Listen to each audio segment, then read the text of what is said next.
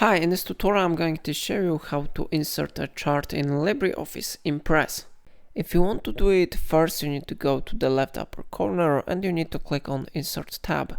Then you need to go to Chart, and here chart has been successfully inserted to our presentation. If we want to edit the values for this chart, we need to click on it, and then we need to click right mouse button here and we need to select Data Table.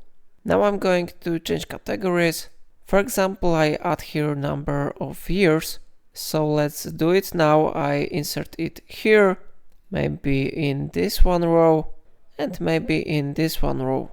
Now we can modify the values if you want.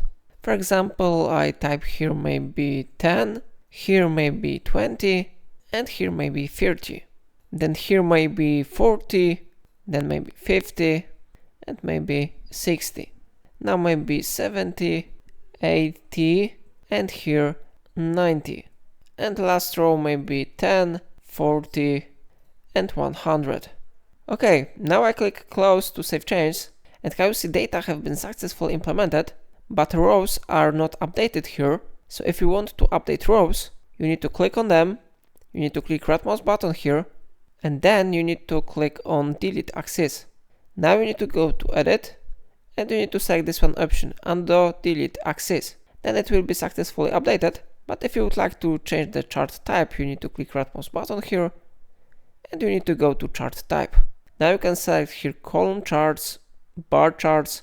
Maybe I will change position of this window to the left. You will see preview here. We have here P charts, area charts. It is a very interesting type of chart, and maybe line chart. It is really useful chart. If you want, you can always try this one chart. So everything depends on your preferences. I will stay with column charts, so I select this one option and I click OK button to save change. So it is how it works. If I helped you to use it, remember to like this tutorial and subscribe my channel.